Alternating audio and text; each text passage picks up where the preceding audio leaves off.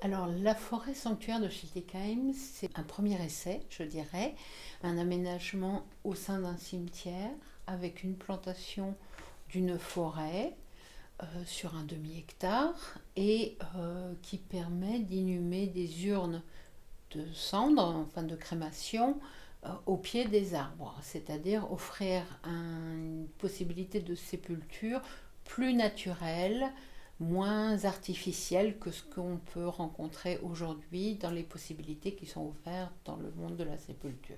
Cet écrin, donc cette petite parcelle, s'intègre complètement dans le cimetière. Elle est entourée d'une haie qui est déjà existante. Il y a eu une plantation d'une haie double d'espèces qui sont utiles à la biodiversité et qui entourent et fermeront à terme cette forêt. Et les essences qui sont plantées, qui ont été plantées donc par les services de la ville de Schiltigheim, sont des essences qui sont différentes. Il y a, je crois, 11 espèces d'arbres qui ont été sélectionnées et plantées sur le site, de façon à permettre une végétation variée et une adaptation plus facile des arbres par rapport aux problèmes climatiques que l'on rencontre aujourd'hui.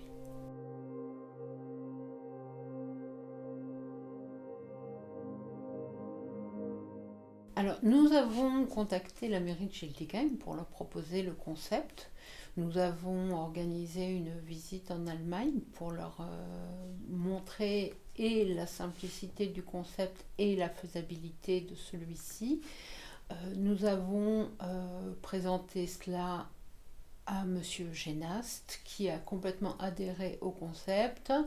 Nous avons présenté cela au conseil municipal qui a approuvé aussi la possibilité de le faire sur Schiltigheim.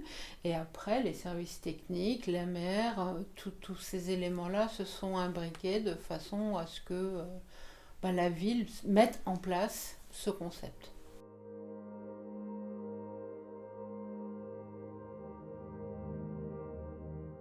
Le concept d'urne le propos d'urne biodégradable n'est plus à jour aujourd'hui, puisque nous avons fait évoluer cet aspect-là de façon à justement pouvoir permettre aux communes d'avoir des concessions.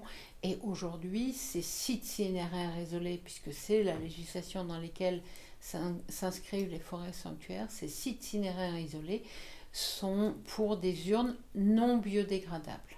Le gouvernement a eu, je pense, d'autres priorités. Et toutefois, il y a un travail de réflexion, je pense, qui est fait. Après, moi, la politique, la législation, je suis un simple citoyen, je fais avec ce qui existe. Et je pense qu'à terme, de toute façon, si on prend l'exemple allemand, au départ, la dispersion des cendres est toujours interdite en Allemagne. Et le concept a évolué de façon à passer d'urnes non biodégradables tel qu'il était au début. Aujourd'hui, en Allemagne, vous enterrez des urnes biodégradables. Et tout le monde est gagnant, que ce soit les communes, le citoyen, la nature. C'est un combo gagnant et sur lequel nous continuerons à nous battre pour y arriver, mais ça n'est pas le propos. Aujourd'hui, la forêt sanctuaire est basée sur des urnes non biodégradables et nous laissons le temps à la loi d'évoluer. En fait, il faut distinguer dans le concept de forêt sanctuaire, il y a deux aspects qui sont importants. Il y a l'aspect environnemental et l'aspect sépulture. Nous sommes surtout attachés à l'aspect environnemental qui est la préservation des forêts.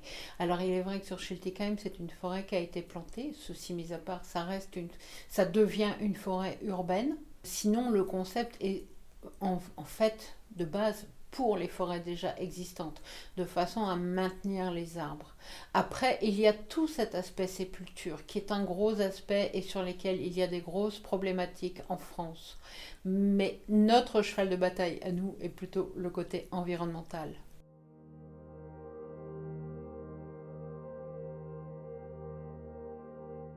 Nous cherchons à développer d'autres projets. Alors nous cherchons et nous avons d'autres projets qui sont en cours, d'autres projets qui sont en discussion.